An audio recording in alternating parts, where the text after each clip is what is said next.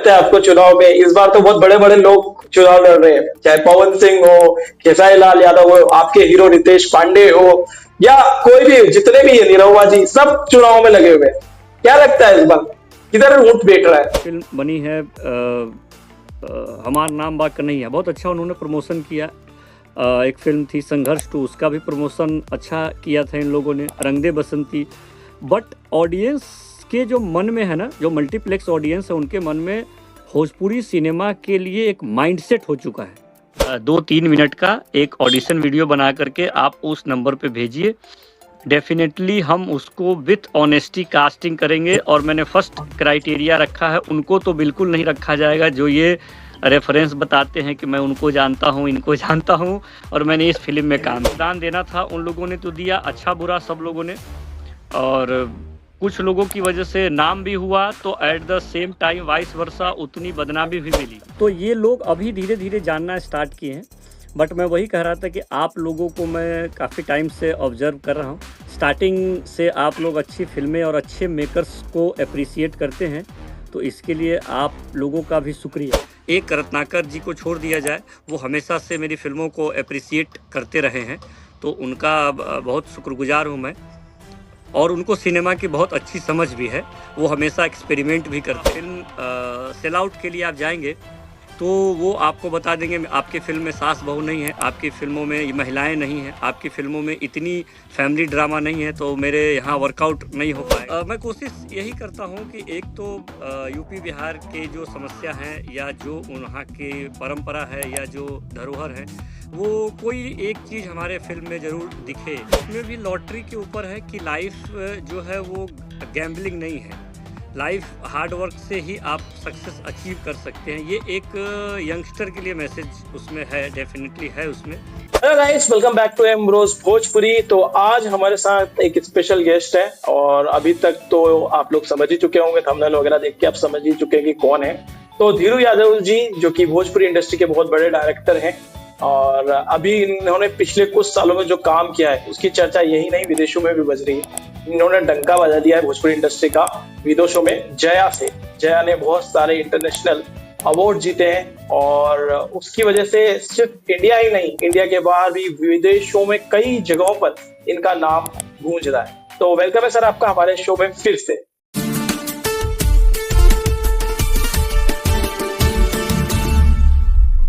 बहुत बहुत धन्यवाद इतना बेहतरीन इंट्रोडक्शन देने के लिए, thank you so much sir. Deserve करते हैं आप।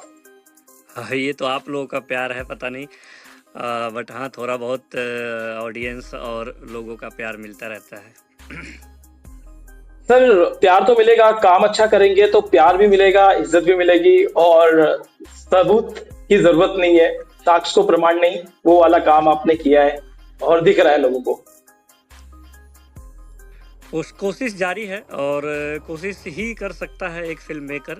तो मैं अपनी तरफ से बेहतर करने की कोशिश करता हूँ कि ऑडियंस के बीच एक कुछ हटके और अलग सिनेमा लेकर के मैं जाऊँ। तो वो कोशिश, मेरी प्रयास हमेशा रहता है और आगे भी मैं करता रहूँगा। जैसा मैं कहता भी हूँ कि मैं कोशिश में हारना नहीं चाहता। बिल्कुल बिल्कुल, कोशिश करते रहना चाहिए इंसान को। वैसे आपका जो लास्ट जो आपके काम थे, चाहे वो एम.एल. दर्जी हो, चाहे वो बद्रीनाथ हो, बद्रीनाथ को अपन अलग हटा दें तो जया, एम.एल. दर्जी, कटान, आपने जितने भी फिल्में बनाई हैं वो सामाजिक मुद्दों पे बनाई है जी। अगर हम देखते आए हैं आपका काम, जो हमने ऑब्जर्व किया है। अभी आपके जो आने वाले प्रोजेक्ट्स हैं, जैसे कि लॉटरी, लालटेन, तो इनमें भी कोई सामाजिक मुद्दे हैं? लॉटरी एक थ्रिलर फिल्म है, और डेफिनेटली उसमें भी लॉटरी के ऊपर है कि लाइफ जो है वो गैम्बलिंग नहीं है, लाइफ हार्ड वर्क से ही आप सक्सेस अचीव कर सकते हैं। ये एक यंगस्टर के लिए मैसेज उसमें है, डेफिनेटली है उसमें। और आने वाली मेरी एक फिल्म है ट्रांसफार्मर उड़ गया, वो सोशल फिल्म ही है। आज से 10-15 साल पहले कैसे यूपी बिहार का ट्रांसफार्मर उड़ता था और उसके क्या इश्यूज होते थे, क्योंकि अभी तो बहुत गवर्नमेंट इस पे काम की है और बहुत अपडेटेड हो गया है, बट 15-20 साल पहले क्या समस्या आता था वो है, उसके ऊपर फिल्म है। बिजली का लट्टू आने वाला, वो भी एक सोशल फिल्म है। तो मैं कोशिश यही करता हूँ कि एक तो यूपी बिहार के जो समस्या है या जो वहाँ की परंपरा है या जो धरोहर है, वो कोई एक चीज़ हमारे फिल्म में ज़रूर दिखे।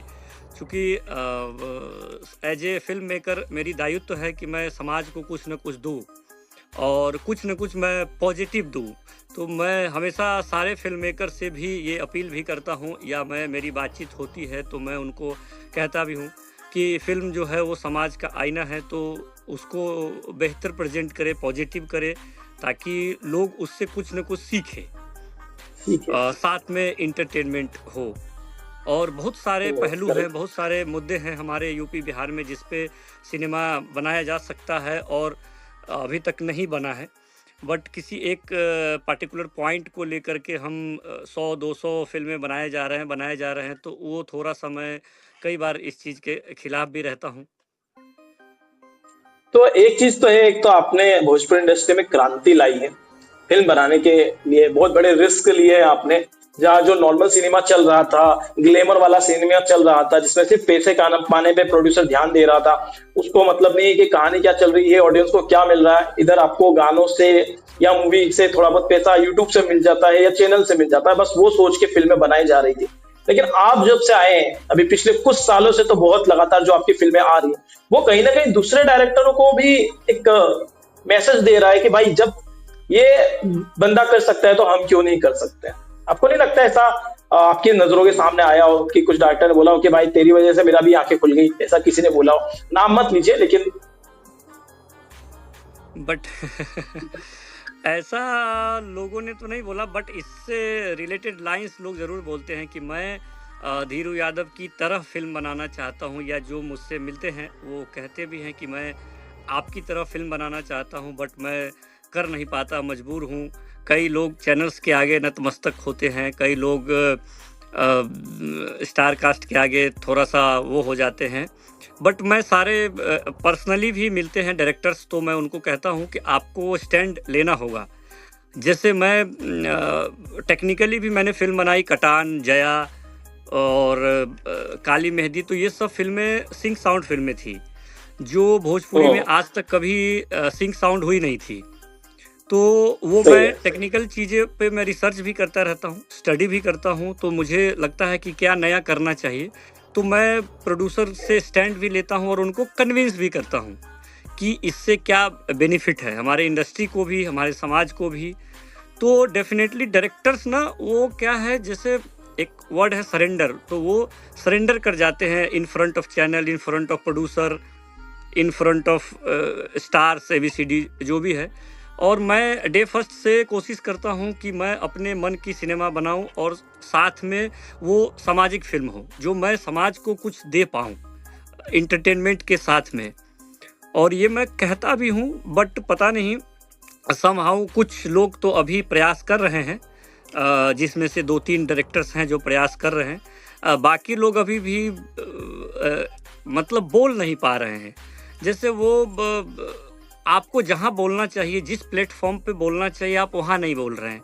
आप 4-5 लोगों के बीच में बोल रहे हैं जो डिसीजन मेकर नहीं है। आप वहां स्टैंड लीजिए, वहां बोलिए जो डिसीजन मेकर है।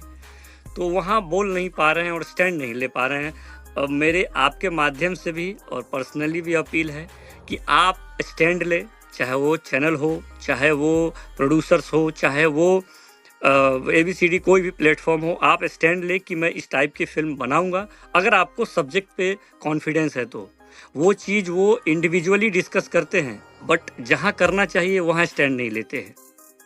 ये थोड़ा सा समस्या है। वैसे आपने तो क्रांति के एक नया कदम भी उठा लिया है। आपने सोचा कि अब प्रोड्यूसरों से लड़ने से अच्छा है खुद प्रोड्यूसर बन जाओ।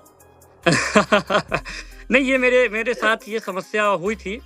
टू बी वेरी फ्रैंक आपको बताऊं तो मेरे फिल्मों के साथ कई बार ऐसा समस्या हुआ कि मैं बहुत मेहनत से फिल्म बनाता हूं, और बनाने के बाद जब आप फिल्म सेल आउट के लिए आप जाएंगे तो वो आपको बता देंगे आपकी फिल्म में सास बहू नहीं है, आपकी फिल्मों में महिलाएं नहीं हैं, आपकी फिल्मों में इतनी फैमिली ड्रामा नहीं है, तो मेरे यहाँ वर्कआउट नहीं हो पाएगा। एक रत्नाकर जी को छोड़ दिया जाए, वो हमेशा से मेरी फिल्मों को अप्रिसिएट करते रहे हैं, तो उनका बहुत शुक्रगुजार हूँ मैं। और उनको सिनेमा की बहुत अच्छी समझ भी है, वो हमेशा एक्सपेरिमेंट भी करते हैं।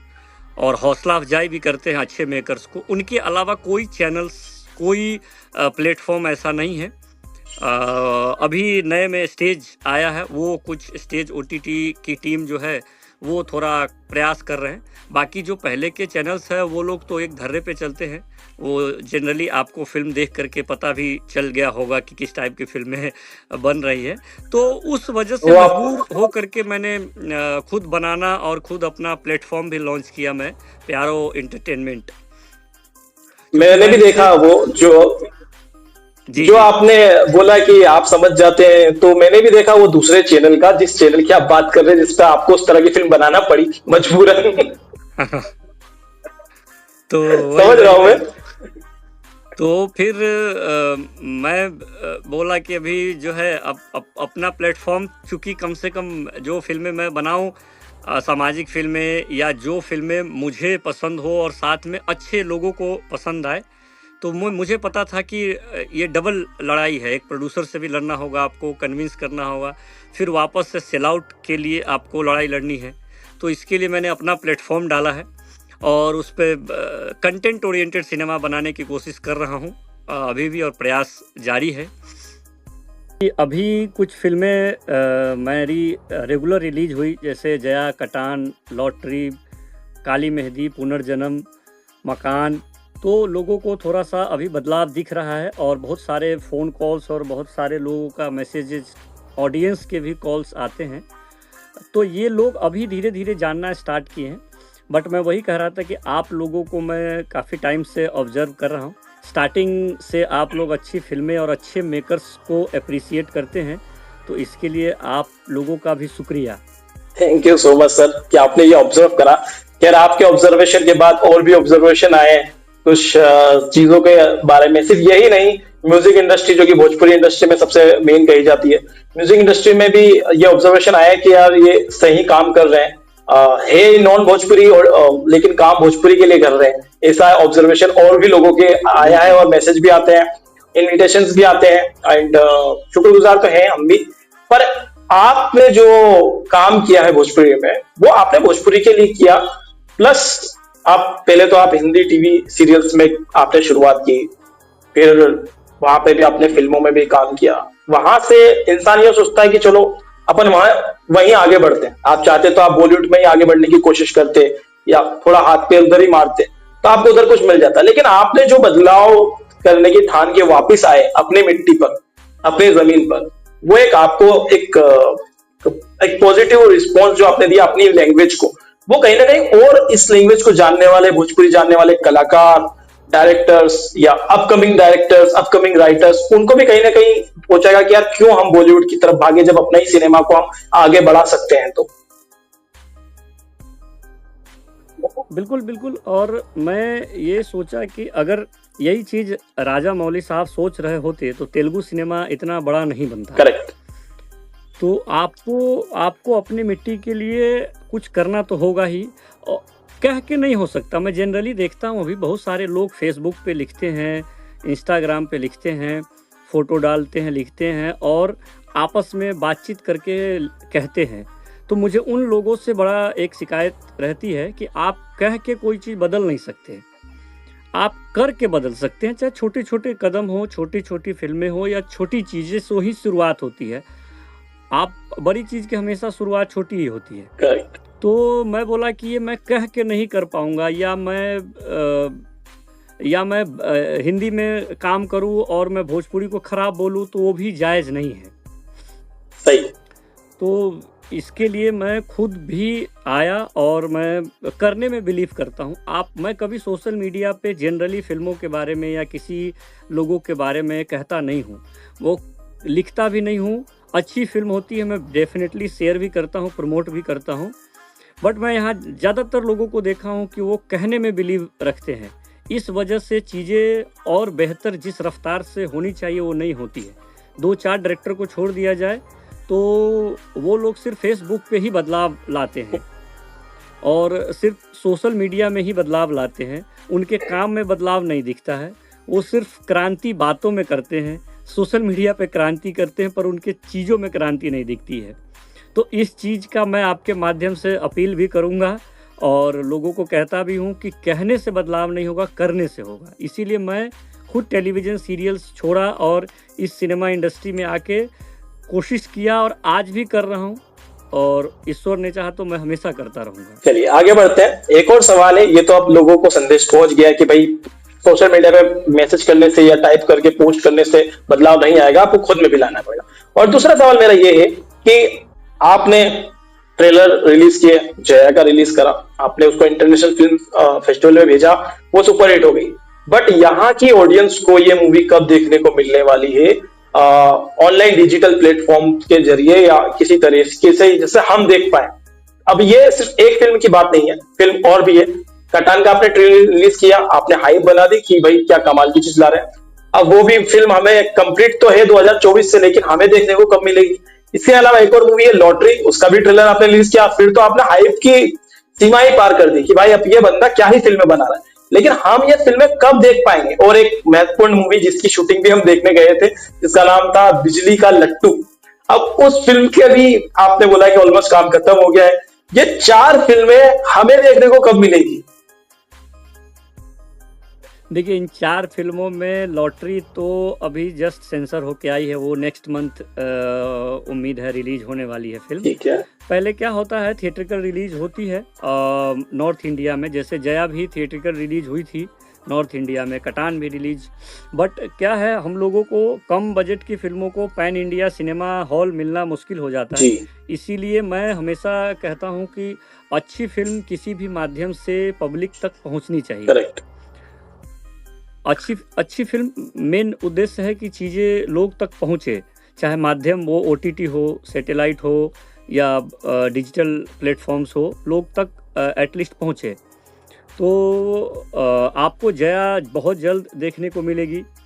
लॉटरी नेक्स्ट मंथ थिएटर में रिलीज है, पुनर्जन्म रिलीज हुई है, और बिजली का लट्टू भी आपको OTT पे जल्द देखने को मिलेगी। तो क्या होता है कि आप अगर सब्जेक्टिव फिल्म बनाते हैं और साथ में एक लिमिटेड रिसोर्स में, लिमिटेड बजट में बनाते हैं, तो वही प्लेटफॉर्म उसको लेता है जिनको वो कंटेंट समझ में आए। करेक्ट। तो इस चीज़ का ही सॉल्यूशन निकालने के लिए मैंने अपना चैनल ओपन इसलिए किया कि मैं फिल्म बनाऊंगा, थिएट्रिकल रिलीज करूंगा और उसको विद इन 2 मंथ मैं डिजिटल प्लेटफॉर्म पर रिलीज करूंगा। अभी जिन फिल्मों का आपने नाम लिया उसमें सिर्फ मैं डायरेक्टर हूँ। ये जो नेक्स्ट पार्ट है वो जो है वो प्रोड्यूसर के अधिकार क्षेत्र में होता है, या आप जिस कंपनी को फिल्म सेल आउट करते हैं वो कंपनी इसके डिसीजन मेकर होते हैं। उनके अपने टर्म्स और बिजनेस टर्म्स कुछ होंगे, इस वजह से आगे पीछे कई बार होता है। तो इस चीज़ का ही सॉर्ट आउट करने के लिए मैंने अपना प्लेटफॉर्म डाला है कि फिल्म कंप्लीट होगी, थिएटर रिलीज होगा और उसके विद इन 2 मंथ वो डिजिटल प्लेटफॉर्म पे देखने को मिलेगा। तो जो है और ये प्यारो एंटरटेनमेंट पे देखने को मिलेगा। ये नाम याद रखिएगा, प्यारो एंटरटेनमेंट गाइस, क्योंकि ये इनका ऑफिशियल चैनल है और इस पर इनकी मूवीज के ट्रेलर्स आना शुरू हो चुके हैं, मूवीज के गाने आना शुरू हो चुके हैं। तो इनके चैनल को जरूर सब्सक्राइब करें, लिंक हम डिस्क्रिप्शन में भी दे देंगे और यहाँ पे मेंशन भी कर देंगे, तो उसको सब्सक्राइब करना मत भूलना।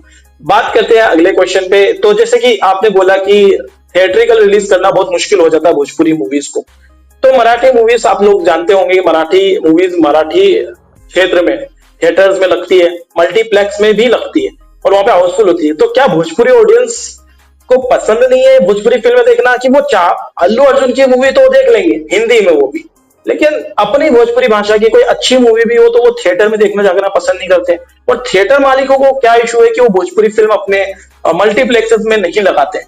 क्या ऐसा कोई रूल नहीं है कि जैसे मराठी में शायद है कोई एक फिल्म लगाना कंपलसरी, ऐसा कोई यूपी बिहार ऐसा कोई रूल नहीं है, यूपी बिहार झारखंड वगैरह में? नहीं, एक तो सवाल आपका बहुत अच्छा सवाल है। इसमें एक्चुअली पैरेलली समस्या दोनों है। एक तो गवर्नमेंट उतना सपोर्टिव नहीं है बिहार की, यूपी में तो सब्सिडी मिल रहा है, ये बेहतर है और ये अच्छी चीज़ है, गवर्नमेंट का पहल है, ये बहुत अच्छी चीज़ है। दूसरा समस्या ये है कि जो मल्टीप्लेक्स ऑडियंस है ना, डेफिनेटली उसमें टिकट जो है वो थोड़ा महंगा है। तो वो मैं हमेशा से ये कहता हूँ कि ए ग्रेड ऑडियंस के लिए भोजपुरी सिनेमा ने कभी फिल्म बनाया ही नहीं। भोजपुरी सिनेमा के जो मेकर्स रहे हैं पास्ट के, उन्होंने हमेशा से अपनी फिल्म को सिंगल स्क्रीन तक सीमित रखा और अपना माइंडसेट ही उन्होंने कर दिया कि मैं सिंगल स्क्रीन का डायरेक्टर हूं और सिंगल स्क्रीन ऑडियंस हमारी है। और जो सिंगल स्क्रीन ऑडियंस अभी के टाइम में है, right now they are shifted on YouTube, और देयर फैमिली जो है उनकी फैमिलीज है वो शिफ्ट हो गई है सैटेलाइट पे, टीवी पे। तो एज फॉर एग्जांपल मैं कहता भी हूँ कि जैसे अगर श्याम है, श्याम पहले सिंगल स्क्रीन में फिल्म देखने जाते थे भोजपुरी फिल्में, तो अब वो यूट्यूब पे देखते हैं और उनकी जो वाइफ है वो टीवी देखती है। तो जो सिनेमा हॉल का एरिया है वो वैकेंट है, और जो ए ग्रेड ऑडियंस है वो आज भी फिल्में देखते हैं मल्टीप्लेक्स में जा कर के। तो हमने तो कभी फिल्म बनाया ही नहीं, मल्टीप्लेक्स ऑडियंस को हमने अपना माना ही नहीं, और या तो फिर हमने सरेंडर कर दिया, या कुछ फिल्म मेकर्स, कुछ प्रोड्यूसर्स हिम्मत भी किए बनाने का और मल्टीप्लेक्स में रिलीज़ भी किया, तो लोग गए नहीं देखने। तो लोगों की भी गलती है, लोग भी अच्छी चीज़ों को थोड़ा सपोर्ट करें। लोगों से भी मुझे अपील है। और ये थोड़ा क्या होगा, रेगुलरिटी की चीज़ है। ये 1, 2 फिल्म, 3 फिल्म रिलीज करने से नहीं होगा। रेगुलर आपको 2, 4, 5, 10, 20, 50 फिल्में रिलीज करनी होगी थिएटर में, तब जाकर के लोग आएंगे मे बी। और अब सिंगल स्क्रीन उस लायक नहीं रहा कि अच्छे लोग जा कर के उसमें 2-3 घंटा बैठे। तो मल्टीप्लेक्स को ध्यान में रखते हुए आपको कंटेंट पे फोकस करके बनाना होगा, और वो फोकस अभी भी लोगों का कम है, मेकर्स का। अभी भी जैसे मार्केटिंग होती है एक फ़िल्म की, एक फ़िल्म कंप्लीट हुई, उसको मेकर्स मार्केटिंग टीम को बताते हैं कि ये मेरी फ़िल्म है, इसका आप मार्केटिंग करिए। बट भोजपुरी में क्या होता है, जो मार्केटिंग टीम है वो पहले बताती है कि ऐसा चलेगा, आपको ऐसा ही बनाना है, ये सास बहू है, यही टीआरपी लाएगी, यही बनाना है आपको। बट मैं इसके सख्त खिलाफ हूँ। हर सास बहू का भी टीआरपी नहीं आ रहा है।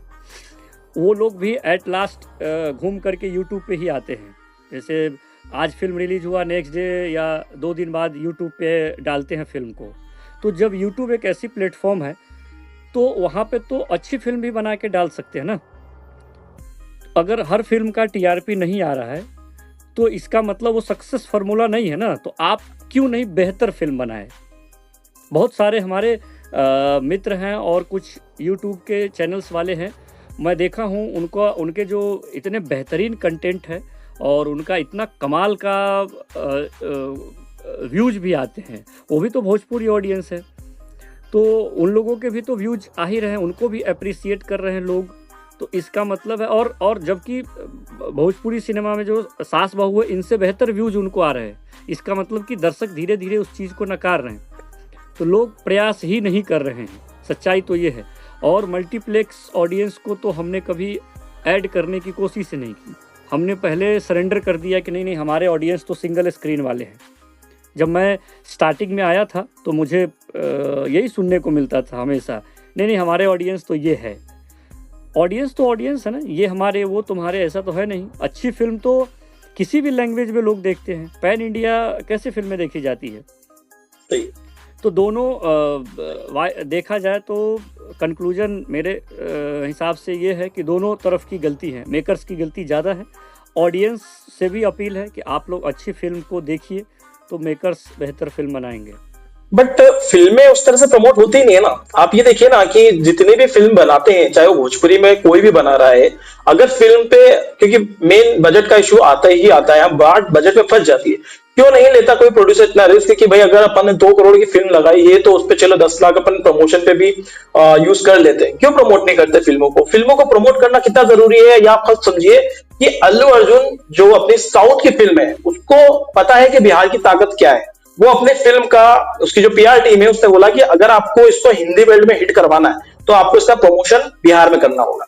आप खुद समझिए कि कितनी बड़ी ताकत है बिहार, यूपी के पास, कि वो अगर अपनी फिल्मों को प्रमोट करने पे आए तो आपके थिएटर पे तो क्या, सिर्फ बिहार यूपी के मल्टीप्लेक्स तो क्या, आप पूरे देश के मल्टीप्लेक्स पर आपकी फिल्में लगवा सकते हो। प्रमोशन पीआर ढंग का नहीं है। मुझे ऐसा लगता है कि हमारे भोजपुरी के क्रिएटर्स के पास पीआर उस लेवल का है ही नहीं, और ना ही प्रोड्यूसर उस पीआर पे पैसा खर्च कर रहे हैं। अगर कर देते हैं तो शायद आपकी फिल्म लगेगी भी और शायद कमाएगी भी, अगर अच्छी फिल्म हुई तो। नहीं, अब इसका मैं थोड़ा-सा इसमें वही जो पिछली बार मैं बोला था कि कुछ फ़िल्में बनी थी और कुछ फ़िल्मों को बहुत बेहतर प्रमोशन भी किया गया था। नो डाउट अभी जैसे हाल-फिलहाल में एक फ़िल्म बनी है हमार नाम बा कन्हैया, बहुत अच्छा उन्होंने प्रमोशन किया। एक फ़िल्म थी संघर्ष 2 उसका भी प्रमोशन अच्छा किया था इन लोगों ने, रंग दे बसंती। बट ऑडियंस के जो मन में है ना, जो मल्टीप्लेक्स ऑडियंस है उनके मन में भोजपुरी सिनेमा के लिए एक माइंडसेट हो चुका है। जो चेहरे हैं उन चेहरों ने इतना बेहतरीन काम अपने पास्ट में किया है कि उनके चेहरे को देख करके ही लगता है कि वो फिल्में कैसी बनी होंगी। चाहे वो फिल्म कितना कमाल बना दीजिए बट वो परसेप्शन तोड़ नहीं पाएंगे। जो चेहरे जिस लिए फेमस हो गए हैं वो इस जन्म में मुश्किल है कि वो अपना परसेप्शन तोड़ पाए और अच्छे ऑडियंस के बीच में रिस्पेक्ट मिल जाए, ये बड़ा मुश्किल है। वो अलग बात है कि स्टार हैं, स्टारडम है तो फोटो लोग क्राउड आ जाए और मास क्राउड आ जाए बट क्लास क्राउड नहीं आएंगे। तो एक तो वो ऐसा परसेप्शन है कि प्रमोशन होने के बावजूद भी लोग फिल्म देखने नहीं जाते हैं। पर बात दूसरा क्या है कि बोलिए, कंटिन्यू करिए। दूसरी बात दूसरी बात ये भी है कि 2, 3, 4 फिल्में बना करके प्रमोशन करने से तो नहीं हो पाएगा, मल्टीपल और कंटिन्यू करना होगा। उस दौर में कुछ अच्छी फिल्म भी बनी, जैसा जया में रत्नाकर जी ने प्रमोशन में कोई कसर नहीं छोड़ा था। मल्टीप्लेक्स से लेकर के सिंगल स्क्रीन काफ़ी सिनेमा हॉल में फिल्म लगी थी, बट वो फिल्म भी देखने लोग नहीं आए ज़्यादा सिनेमा हॉल में, क्योंकि उनके मन में ऑलरेडी परसेप्शन एक बना हुआ था कि भोजपुरी सिनेमा ऐसी होगी। बट वही फिल्म जब दैनिक जागरण फिल्म फेस्टिवल में गया और ट्रैवलिंग फिल्म फेस्टिवल थी दैनिक जागरण की, तो उन लोगों ने ऑलमोस्ट इंडिया के हर एक स्टेट में दिखाया और हर स्टेट में अच्छे ऑडियंस से बहुत कमाल का फीडबैक आया। बट वही फिल्म सिंगल स्क्रीन में नहीं चली और वही फिल्म मल्टीप्लेक्स में लोग नहीं गए ज़्यादा देखने, क्योंकि लोगों को भोजपुरी सिनेमा के लिए एक परसेप्शन है और वो परसेप्शन गलत भी नहीं है, क्योंकि पास्ट में ऐसा कमाल का काम हुआ है कि उसको तोड़ने में समय लगेगा। बट अब थोड़ा बेहतर हो रहा है, मैं ये नहीं कहूँगा थिएटर में, बट वो सोशल मीडिया के माध्यम से फेस्टिवल्स में और OTT पे कुछ रिस्पांस बेहतर आना स्टार्ट हुआ है। बहुत सारे लोग फॉरेन से भी मुझे फ़ोन करते हैं कि सर आपकी फ़िल्म कहाँ देखने को मिलेगा और स्पेशली मैं आपकी फ़िल्म देखना चाहता हूँ। तो जो लड़ाई मैं अकेले लड़ रहा हूँ, अगर साथ में 2, 4, 10, 15 डायरेक्टर और आ जाए तो डेफिनेटली ये 5 साल, 4 साल, 5 साल, 10 साल में ये बदलाव आएगा। 25 साल में जो चीज़ें हुई हैं उसको बदलने में कुछ वक्त तो लगेगा। बात तो सही है, बट फिर भी मुझे लगता है कि ऑडियंस की जो गलती है वो हमारे स्टार्स की वजह से ही, वो उन्होंने अपना परसेप्शन, जैसा आपने बोला, उन्होंने अपना परसेप्शन ऐसा बनाया हुआ था, इसकी वजह से ये हुआ। चलिए आगे बढ़ते हैं, ये बात आपका जवाब सही है और इसमें शायद ऑडियंस के साथ साथ हमें भी काम करना होगा और आगे बढ़ना होगा। चलिए अगला सवाल की तरफ बढ़ते हैं। अब अगला सवाल ये है मेरा कि अभी चल रहे हैं बिहार में चुनाव, तो क्या क्या मामला है? जो एक्टर हैं, जो सिंगर थे पहले तो उनको एक्टिंग करने का भूत चढ़ा, सबको एक्टिंग करनी थी, सबको हीरो बनना था, सब एक्टर बन गए। फिर उनको भूत चढ़ा भैया चलो कोई नेता बन जाते हैं, फिर सब एक के बाद एक, हमें पहले हमारे बड़े भैया, फिर उनके छुटके भैया, फिर उनके छुटके भैया, और अब छुटके के छुटके के छुटके भैया, सारे भैया चले गए चुनाव लड़ने। तो क्या चल रहा है ये बिहार में? मतलब पहले आप गाना गा के स्टार बन जाओ, फिर उससे हीरो बन जाओ पिक्चर करके, और पिक्चर कर लो तो भैया ऑडियंस अपनी गेन हो गई, चलो आप वोट मांगते हैं, नेता बन जाओ, और भोजपुरी गई, जिससे आपने नाम कमाया उसको क्या ऐसे ही छोड़ देंगे? क्या लगता है आपको चुनाव में? इस बार तो बहुत बड़े बड़े लोग चुनाव लड़ रहे हैं, चाहे पवन सिंह हो, खेसारी लाल यादव हो, आपके हीरो रितेश पांडे हो, या कोई भी, जितने भी है, निरहुआ जी, सब चुनाव में लगे हुए हैं। क्या लगता है इस बार किधर ऊंट बैठ रहा है? ऐसा आपने पॉलिटिक्स की बात की, तो वो क्या है कि आपने बताया कि जहाँ से सफलता मिली उसको छोड़ के चले गए और कुछ किया नहीं। इसको इस नज़र से देखा जाए कि जो स्टार्टिंग के स्टार्स थे वो जो मुकाम हासिल किए उसके बाद लास्ट स्टार आप देखेंगे तो डाउनफॉल में ही गए हैं, चाहे वो इंडिविजुअल व्यक्ति हो या पूरी इंडस्ट्री हो, वो डाउनफॉल में गई है। अगर रिवर्थ 2000 के आसपास हुआ था भोजपुरी का, तो लास्ट 25 ईयर में ये डाउनफॉल में ही गया है, चाहे वो इंडिविजुअल स्टार्स हो या पूरी इंडस्ट्री हो। आप उसका एक सर्वे कर लीजिए, आप स्टारडम का करें या फाइनेंशियल करें, आप जैसे भी करें, तो वो डाउनफॉल में ही गया है। रही बात पॉलिटिक्स की, तो होपफुली मुझे उम्मीद है कि वहाँ जाके कुछ बेहतर करेंगे, बट नहीं भी बेहतर करेंगे तो मैं पर्सनली सब लोगों के लिए गुड विशेज हैं कि, और यहाँ कम से कम अच्छे कुछ बेहतर अलग लोग आएंगे तो कुछ अच्छा होगा। जो लोग उनको जितना अपना योगदान देना था उन लोगों ने तो दिया, अच्छा बुरा सब लोगों ने, और कुछ लोगों की वजह से नाम भी हुआ, तो at the same time vice versa उतनी बदनामी भी मिली। आप अकेले सिर्फ इस बात के लिए पीठ नहीं थपथपा सकते कि हमने कमाल कर दिया है, नाम किया है, तो साथ में जो बदनामी मिली है उसका योगदान भी आपको ही जाता है। अगर ताली आपको मिली है तो गाली भी आपको ही झेलना होगा। उम्मीद है कि अब जगह वेकेंट होगा तो अच्छे मेकर्स और अच्छे एक्टर्स, अच्छे लोग आएंगे, तो कुछ बेहतर की उम्मीद है। तो ये जो स्टार्स है, चलो अब इनके आपके स्टार्स की बात कर रहे थे, एक और सवाल स्टार्स पे ही है। आपने कोई मूवी, अब आपको कोई बड़े प्रोडक्शन हाउस से किसी बड़े स्टार के साथ कोई काम मिलने की कॉलिंग चल रही है, बातचीत चल रही है? बड़े स्टार से समझ लेना आपने क्या, किन दोनों की बात कर रहा हूँ, खास करके उन दो नामों की बात करना चाहूंगा। पहला है पवन सिंह, खेसारी लाल यादव। क्या आपको लगता है ये आपके, क्योंकि आपका जो काम है वो एक्टर्स पर बेस्ड रहता है जो एक्टिंग कर सके, और ये है इनका स्टार पावर वाला सीन, तो कहीं ना कहीं आप फिर अपनी कलाओं को छुपाने का सीन भी हो जाएगा यहाँ पर। आप पूरी तरह से शायद उनके साथ उस तरह से काम ना कर पाए, तो अगर ऐसा कोई ऑफर मिलता है बड़ा, तो करेंगे आप काम या फिर अपनी शर्तें रखेंगे? फिर उसकी बात करूँ नहीं, फ्रॉम डे फर्स्ट मुझे कोई इंटरेस्ट ही नहीं था कि मैं किसी एक्टर पे फोकस करके फिल्म बनाऊं। मैं हमेशा से कंटेंट और सब्जेक्ट पे ज़्यादा फोकस किया हूं। हमेशा से मेरे फिल्मों में अगर हीरो भी रहे हैं तो वो हीरो किरदार दिखे हैं, वो हीरो स्टारडम नहीं दिखा है कि आए, 4 गाना गाए और 4 घूसा मारे और हीरोइज्म और वो लार्जर देन लाइफ और रियलिटी से परे, ऐसा मेरी कोई फिल्म हीरो वाली भी नहीं रही है। मेरे फिल्म में हीरो भी रहे हैं तो वो एक किरदार के रूप में ही रहे हैं, और डे फर्स्ट से मेरी किसी के साथ काम करने की कोई इच्छा थी ही नहीं। वेरी क्लियर, वेरी ट्रू, और ना ही आज है। मुझे मेरे सब्जेक्ट में जो फिट है उनके लिए, चाहे वो कोई भी एक्टर हो, चाहे नया हो, पुराना हो, हीरो हो, कैरेक्टर आर्टिस्ट हो, कोई भी हो, मेरे किरदार में आप फिट है तो आप मेरे लिए स्टार है, नहीं फिट है तो मैं वो बिल्कुल, मेरे मन में 1% भी ये चीज़ें है ही नहीं कि मैं इनके साथ काम करूं, उनके साथ करूं, है ही नहीं मेरे मन में। मैं सिर्फ इसमें रहता हूं कि मैं सब्जेक्ट अच्छा लिखूं, लिखवाऊं, सब्जेक्ट अच्छा तैयार करूं, मेकिंग अच्छा करूं। मेरा मेन मोटो और फोकस वो रहता है। आते थे बहुत सारे ऑफर्स, बट मैंने चूंकि क्या है ना, उन स्टार्स का एक बैकलॉग बहुत बड़ा है, फैन फॉलोइंग, और उन लोगों को ना उनके जो फैंस है वो उनसे एक पार्टिकुलर चीज़ ही उम्मीद करते हैं, तो उनके इंडिविजुअल फैंस जो उम्मीद करते हैं शायद वो मेरे फिल्म में ना मिले, तो मैं उस उम्मीद पे नहीं खड़ा उतर पाऊंगा। तो वो काम करना ही क्यों जो आप लोगों की उम्मीद पे ना खड़ा उतरे।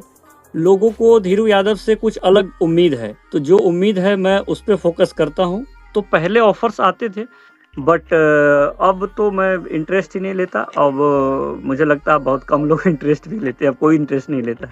आगे आने वाले प्रोजेक्ट्स के बारे में बताइए ना कुछ, जो अभी आने वाले हैं आगे बड़े प्रोजेक्ट्स या उसे। जी अभी मैं जी बिल्कुल बिल्कुल, मेरा अभी फिल्म एक ब्रेस्ट कैंसर, एक महिला ब्रेस्ट कैंसर के ऊपर, महिला के ब्रेस्ट कैंसर के ऊपर फिल्म आने वाली है, गांठ।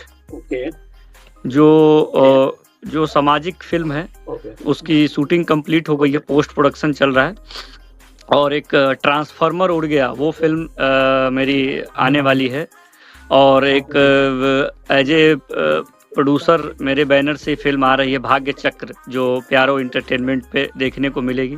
नेक्स्ट मंथ थिएटर रिलीज कर रहे हैं मकान, और नेक्स्ट मंथ ही एंड में वो डिजिटल प्लेटफॉर्म पे भी लोगों को देखने को मिलेगा। ओके, तो ये कुछ प्रोजेक्ट्स है जो आ रहे हैं। Very good. प्रोजेक्ट्स तो बहुत सारे हैं आपके जो आने वाले।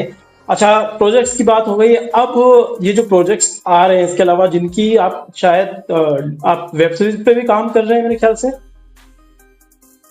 जी, एक वेब सीरीज पे भी मेरे काम कर रहा हूँ, बट वो भी मैं अपने प्लेटफॉर्म के लिए ही कर रहा हूँ। कई सारे लोगों का कॉल मैसेज आया है, वो मैं अपने ही प्लेटफॉर्म के लिए एक वेब सीरीज प्लान कर रहा हूँ। अच्छा, चल रहा है। तो आपने अभी एक पोस्ट डाली थी जिसमें आपने लिखा है कि भैया आपको आर्टिस्ट चाहिए और उनकी एज लिमिट वगैरह, तो उनके बारे में बता दीजिए। हमारे व्यूअर्स अगर कोई होंगे तो अगर इंटरेस्टेड होंगे, उन्होंने आपकी पोस्ट नहीं देखी होगी तो कांटेक्ट कर ले और आपको एक अच्छा आर्टिस्ट मिल जाए हमारे चैनल के थ्रू, तो अगर आप बता देंगे तो। जी बिल्कुल, मैंने पोस्ट डाला है और उस पे साथ में नंबर भी शेयर किया है। मैं आपको एक मज़े की बात बताऊं, उस नंबर पे 90% लोगों ने उस पोस्ट को पढ़ने के बाद वो चीज़ किया ही नहीं जो उस पे लिखा है। किसी ने मुझे ऑडिशन वीडियो नहीं भेजा, किसी ने फोटोग्राफ्स नहीं भेजे। 90% लोगों ने रेफरेंस भेजा है कि मैंने इस फील्ड में काम किया है और मुझे धीरू सर जानते हैं, मुझे फलान सर जानते हैं, मुझे वो सर जानते हैं। और फिर वो कहते हैं कि मुझे काम नहीं मिलता, सफलता नहीं मिलता, सक्सेस नहीं मिलता। आप very first day starting step में ही रेफरेंस ढूंढ रहे हो, स्टार्टिंग स्टेप में ही आप प्रोफाइल भेज रहे हो। आप कुछ मत भेजो, मैंने बोला आप अपना फोटो और ऑडिशन वीडियो भेजो। आपको इसका मतलब अपने टैलेंट पे भरोसा नहीं है। और इसीलिए मैंने ये रखा है कि मुझे वो टैलेंटेड लोग चाहिए जिनको प्लेटफॉर्म नहीं मिल रहा है, जिनको मौका नहीं मिल रहा है। आप मुझे जानते हैं तो इसका मतलब मैं भी आपको जानता हूं। तो मैं अगर आपकी कास्टिंग करनी हो तो मुझे सोशल मीडिया पे ये डालने की जरूरत नहीं है। ये मैं उन लोगों के लिए डाल रहा हूं जो एकदम फ्रेशर हैं या उन्होंने कुछ काम भी किया है, तो भी आप मुझे ऑडिशन वीडियो भेजिए, क्योंकि आपने जो काम किया है हो सकता है वो मेरे लायक या मेरे समझ के बाहर की बात हो। बट अभी आप ऑडिशन बना के भेजेंगे, हो सकता है मुझे वो समझ में आ जाए। हो सकता है आपने पीछे जो काम किया है उसमें निर्देशक महोदय ने आपसे ओवर एक्टिंग करवाई हो, आपके इच्छा के विपरीत। बट आप ऑडिशन बनाएंगे तो आप अपना बेस्ट बनाएंगे। करेक्ट। तो आप अपना ऑडिशन बेस्ट बनाएंगे तो वो आप भेजिए मुझे। तो ऐसा कोई क्राइटेरिया है जो हमारे ऑडियंस में से जो है वो बना के भेजे आपको, या हम उस पोस्ट को शेयर कर दें यहाँ पर, या जिससे हमारे जो ऑडियंस है, अगर कोई एक्टर हो, आपको शायद वाराणसी के लोग चाहिए, तो वाराणसी के कोई जो आर्टिस्ट हो वो अगर ये वीडियो देख रहे हो। हाँ, उसके आसपास के लोग इंडिविजुअल नहीं, उस पर फोन नंबर मेंशन है। आप व्हाट्सएप पे अपना एक ऑडिशन वीडियो जो आपको लगता है कि आप बेहतर कर सकते हैं, चाहे वो कॉमेडी हो, चाहे वो नेगेटिव हो, पॉजिटिव हो, जो लगे आपको, एक 2-3 मिनट का एक ऑडिशन वीडियो बना करके आप उस नंबर पे भेजिए। डेफिनेटली हम उसको विथ ऑनेस्टी कास्टिंग करेंगे। और मैंने फर्स्ट क्राइटेरिया रखा है, उनको तो बिल्कुल नहीं रखा जाएगा जो ये रेफरेंस बताते हैं कि मैं उनको जानता हूँ, इनको जानता हूँ और मैंने इस फिल्म में काम किया है। आप ऑडिशन बना के भेजिए, आपने जिस फिल्म में भी काम किया हो। आप अच्छा किए हैं, खराब किए वो पता नहीं, आप अच्छा बेहतर अपने हिसाब से बेस्ट भेजिए और उन सब लोगों के लिए मौका है। ऐसा तो फिर हम भी धीरू यादव को जानते हैं, हमको तो हीरो ही बना दो भैया।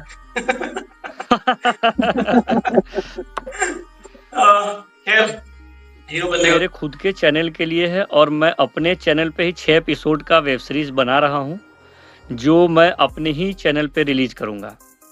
ये क्लियर हो। अगर लोगों को बहुत बड़ा एक्सपेक्टेशन है कि बड़े OTT पे आ जाएगा या बहुत वो है, तो वो ना इंटरेस्ट ले। ये मेरे OTT पे रिलीज होगा, अपने डिजिटल प्लेटफॉर्म पे। और हाँ, ये है मेकिंग वाइज हम बेहतर करेंगे, कंटेंट वाइज हम बेहतर करेंगे, हम ऑडियंस तक पहुंचने की कोशिश करेंगे अच्छी चीज़ों को लेकर के। वेरी गुड, बहुत बढ़िया, अच्छा संदेश भी दिया है। अभी आप इन एक्टर्स, न्यू कमर डायरेक्टर्स, राइटर्स, इनको क्या संदेश देना चाहेंगे जाने से पहले, कि वो क्या करे जिससे उनका भी नाम हो, भोजपुरी का भी नाम हो और सिनेमा का भी नाम हो? देखिए, राइटर्स और डायरेक्टर के लिए तो बिल्कुल मैं हमेशा कहता हूँ और कहना चाहूँगा कि आप अध्ययन करिए, ऑब्जर्व करिए, बेहतर सिनेमा अलग लिखिए एक रेगुलर धर्रे की सिनेमा को मत लिखिए। समाज में क्या चल रहा है, चूँकि कई प्लेटफ़ॉर्म पे मैंने कहा भी है कि रीजनल सिनेमा की उत्पत्ति अगर हुई होगी जिस समय भी, मैं तो नहीं जानता हूँ, लेकिन मेरे माइंडसेट से जो परिभाषा है कि आपके रीजन की समस्या, आपके रीजन के धरोहर, आपके रीजन के महापुरुष, आपके रीजन के कल्चर, इन सब चीज़ों को दिखाने के लिए ही रीजनल सिनेमा बनाया गया होगा, स्टार्ट किया होगा। अगर इन चारों पांचों चीज़ में से आपके सिनेमा में कुछ नहीं दिख रहा है, इट मीन्स कि आप सिर्फ और सिर्फ समय व्यतीत कर रहे हैं, समय वेस्ट कर रहे हैं। आपके फिल्मों में, अभी के फिल्मों में क्या कल्चर दिखा रहे हैं कि हमारा यूपी बिहार का कल्चर सास बहू लड़ाई है, यही कल्चर है हमारा, यही सिनेमा है हमारा। आपकी फिल्मों में सोशल मुद्दे नहीं होते हैं, तो आप गलत कल्चर, पहले वल्गर प्रेजेंट किया, अभी आपने गलत कल्चर प्रेजेंटेशन का ये धर्रा चालू कर दिया है। आप सिनेमा को गलत प्रेजेंट कर रहे हैं, इट मीन्स कि पूरा का पूरा भोजपुरी ऑडियंस उस माध्यम से गलत प्रेजेंट हो रही है। वहीं के बैकग्राउंड पे, वहीं के बैकड्रॉप पे पंचायत भी बनती है, गुल्लक भी बनाते हैं, कमर्शियल फिल्में दबंग भी बनती है, मिर्ज़ापुर भी बनते हैं, तो मल्टीपल चीज़ें हैं, रंगबाज भी बनता है, तो वहाँ मल्टीपल चीज़ें हैं। बट आपको क्या, आपने ये परसेप्शन बना दिया है कि पहले वल्गरिटी थी, अभी सास बहू है। ये तो वो बात हो गया कि एक चोर था या डकैत था, अभी वो चोर बन गया है। कि मेकर्स को थोड़ा एक यूनिटी के साथ एक्शन लेना चाहिए कि आप बेहतर चीज़ लिखिए, सामाजिक फिल्में, सोशल, कमर्शियल लिखिए। आप कमर्शियल फिल्में, दबंग कमर्शियल फिल्म है, कोई इशू नहीं, बट आप उसमें मैसेज क्या दे रहे हैं वो होना ज़रूरी है। दूसरा, एक्टर्स को है कि आप मौका से पहले ना प्रिपरेशन करिए। आज के एक्टर्स ना पहले मौका चाहते हैं, वो प्रिपरेशन बाद में करते हैं, पहले चाहते हैं मुझे मौका ही मिल जाए। तो आप, ये रूट गलत है, ये रास्ता गलत है। आप पहले प्रिपेयर्ड रहेंगे तो डेफिनेटली जब भी कभी आपको मौका मिलेगा आप उस पर खड़े उतरेंगे, आपका संघर्ष कम हो जाएगा। अदरवाइज आपके संघर्ष जीवन भर चलेंगे, क्योंकि मौका एक मिल भी गया तो आप उसको प्रॉपर नहीं कर पाए तो फिर वापस से आपको सेकंड मौका मुश्किल है मिलना। बट आप प्रिपेयर्ड रहेंगे, एक मौका मिला तो डेफिनेटली वो मौके कंटिन्यू आपको रिपीटेड मिलते रहेंगे। मेरी ही फिल्मों से कई सारे एक्टर्स, हीरो हीरोइन निकले हैं और वो कंटिन्यू काम कर रहे हैं, क्योंकि वो प्रिपेयर्ड थे, वो तैयार थे। सही।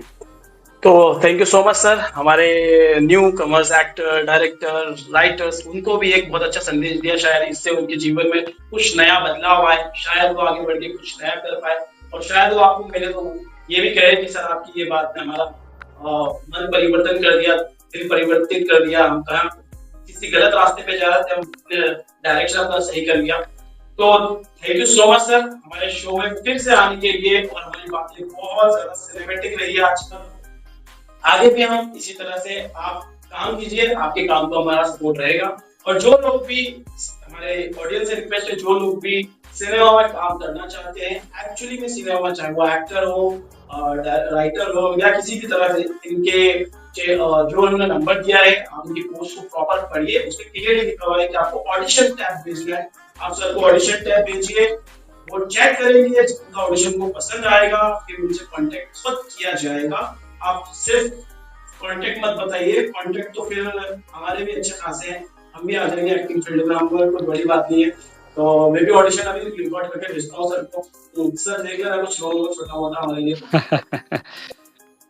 Thank you so much. मुझे हमेशा आपके प्लेटफॉर्म पे बात करके हमेशा कुछ फ्रूटफुल चीज़ें निकलती हैं। अच्छा लगता है कि आप अच्छे फिल्म मेकर, अच्छे फिल्मों को प्रमोट करते हैं, और आपके मैं रिव्यू भी देखता रहता हूं।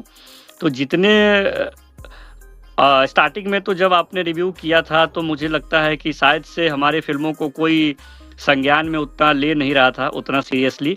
बट आप लोग पहले हैं जो हमेशा से फिल्म को प्रमोट करते रहे हैं, अच्छे फिल्मों को।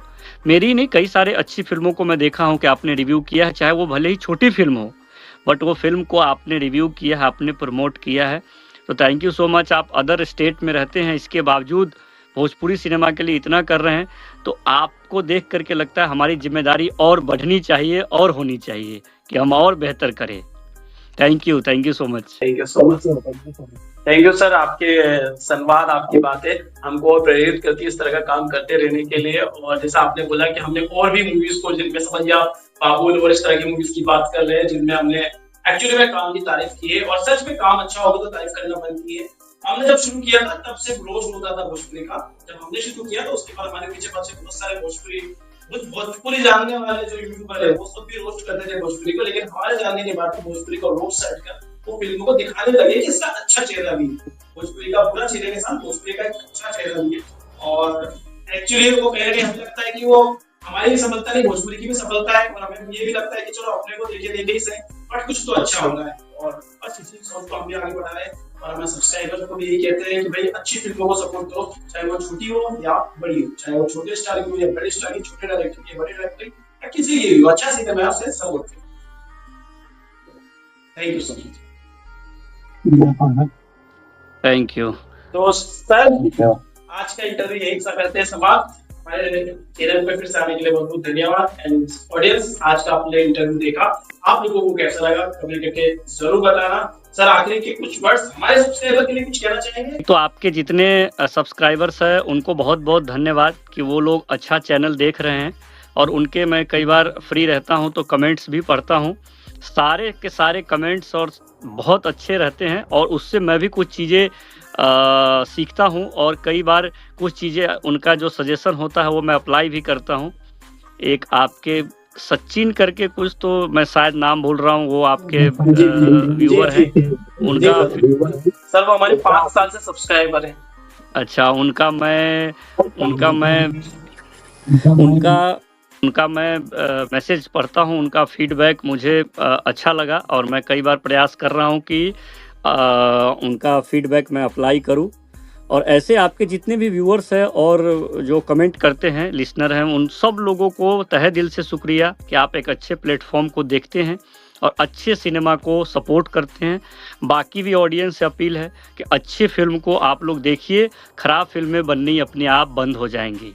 सो प्लीज़ रिक्वेस्ट है सब लोगों से कि अच्छी फिल्म देखिए, किसी की भी हो, अच्छी फिल्म आप देखेंगे तो फिल्म मेकर्स के हौसले बढ़ेंगे। और जो मुहिम में एम ब्रॉस चैनल लगा है, उस मुहिम में कुछ योगदान मैं अपनी तरफ से कर रहा हूं, और अच्छे लोग और उन लोगों का हिम्मत बढ़ेगा अलग करने के लिए, बेहतर करने के लिए। तो अच्छा फिल्म देखिए आप लोग, प्लीज़, यही रिक्वेस्ट है सभी लोगों से। तो देखा आपने, हमारे डायरेक्टर्स भी जो हैं, हमारे प्रोड्यूसर्स भी, हमारे एक्टर्स भी हमारे कमेंट पढ़ते हैं। तो आप लोग कमेंट करना बंद मत किया कीजिए, कमेंट जरूर किया कीजिए, इससे हमें भी और जो जिसका कंटेंट पे हम रिव्यू या रिएक्शन कर रहे हैं उन्हें भी एक नई चीज पता चलती है कि शायद ये ऑडियंस को पसंद आ रहा है या नहीं आ रहा। तो प्लीज कमेंट जरूर करना, और वीडियो अगर ये पसंद आया तो लाइक जरूर करना। सर एक बार फिर से आपका थैंक यू, और आप लोगों का भी थैंक यू जो अभी तक इस एंड तक इस वीडियो को देख रहे हैं, मतलब आप पक्के सिनेमा लवर्स हैं। तो आप लोगों का भी थैंक यू, एंड हमारे सच्चे सब्सक्राइबर है तो थैंक यू सो मच। मिलते हैं आप लोगों से अगले वीडियो में। Till then make love not war.